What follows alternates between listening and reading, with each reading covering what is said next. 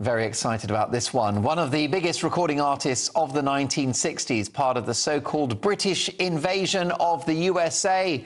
Billy J. Kramer, famous for so many hits, including Little Children and, of course, Do You Want to Know a Secret? In fact, he topped the charts with several Lennon-McCartney compositions, most notably Bad to Me. In fact, he enjoys the accolade of being the first singer in the world to have a #1 hit with a Beatles song, apart from the Fab Four themselves. Well, there's a new album out, and the first single on it to be released is I Couldn't Have Done It Without You. Take a listen. I was proud to be a part of some very special times. Famous lads from Liverpool, we're all friends of mine. Are you with me? Just like the good old days. Say that Billy J. Kramer, icon of the 60s, but still very much in the music business, joins me now. Billy, thank you so much for coming into the studio. Pleased to meet you. Congratulations on the release of the album and the single. Looks like that video is fun. You went back to your hometown. Yes, I went back to. What happened was I came into London and we had my birthday party at Abbey Road. Yeah. It was the 60th anniversary of me appearing on Ed Sullivan show. And then I recorded a whole new album there. And then I went to Liverpool and we did this video. So tell me about going back to Liverpool. I think you grew up in Bootle, is that right? I grew up in Bootle. A suburb of Liverpool. So what about the emotions of returning to those streets that you know so well? It was a lot of fun. I'll be honest with you. There was no script. And it was one of them days where everything worked. That lovely. I just strolled through the streets with a guy with a camera, and what you see is what we did. And did you still know your way around? Well, it's changed a lot. Yeah. It's changed a lot, but I know it, yes. Yeah, you bump into any ex-girlfriends? No. You've got to be careful when you go back to your hometown, you know. So that's brilliant. And then, talking about returning to your past, you recorded this album and that lovely song that we just heard at Abbey Road. I mean, it's got to be the most famous, or one of the most famous music studios in the world. Therefore, well, tell me about that. Now, why did you go back? What was the reason for that? Because, of course, these days you can record anywhere. So why did you go home? Because it was to mark, 60 years in show business. Yeah. And it was just a wonderful experience.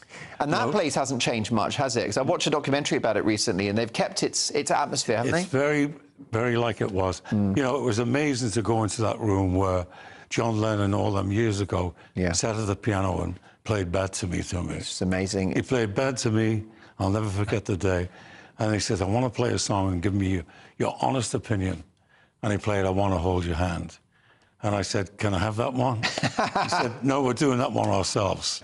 But I was very happy because I recorded Bad to Me that day, and the B-side was the song that they didn't record for a year and a half later, I Call Your Name. God, unbelievable. Another incredible tune. Well, you did great justice to some of their compositions, and you had hits, of course, in the United States, here and around the world.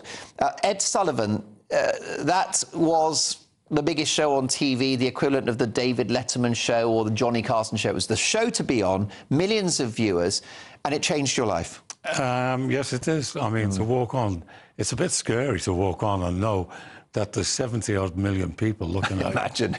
But it was fun. A lot of things were happening then. It was a very exciting time for me. And how did you handle fame, Billy?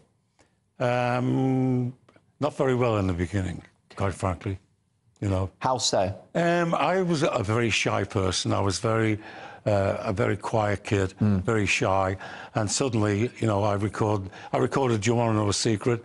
It became a #1 hit for me. Yeah. And suddenly, from being this overweight, chubby kid who was self-conscious, there was thousands of kids around the house and screaming and tearing your clothes and all that kind of thing. It was a bit overwhelming. Yeah, it was a lot of fun. Some people want that side of it, but you weren't fussed about that. No, I'll be honest with you. I was like, you know, why are you going crazy? No one was going crazy 3 months ago Yeah. when I was working on the railroad.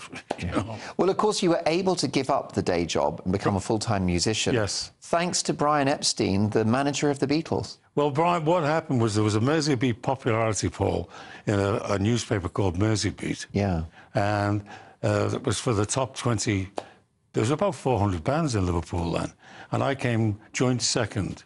That's amazing. To the Beatles. The Beatles won it. I came second. I'll take that. You know, I'd been doing shows with the Beatles before they made records.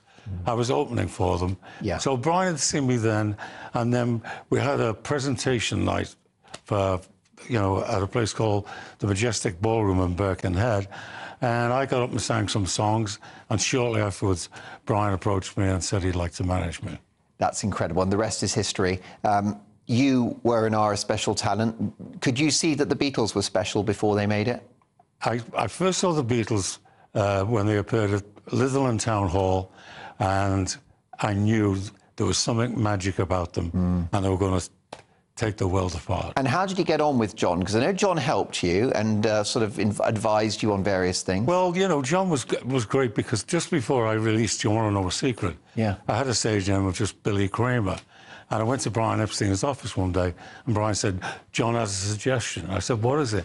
He said, call yourself Billy J. It'll catch on with the public better, and it's more rock and roll. And that worked, didn't it? And it worked, and I thought, that's great, I'll take it. Have you spoken to McCartney recently? Are you in touch still? I spoke to him it's a couple of years, quite frankly, you know, Yeah, because yeah. you know, he's a busy man, I'm a busy man. Yeah. I But saw you'll him. always have that history, won't you? We had that history. We had a long chat, and we sang Do You Want to Know a Secret together. Isn't that wonderful? Yes. Well, listen, I'm so thrilled to have met you, and congratulations on the new album. Let me give the details. The single is called I Couldn't Have Done It Without You, and the album is Are You With Me? So do yourself a favour, download it, buy it, get the CD,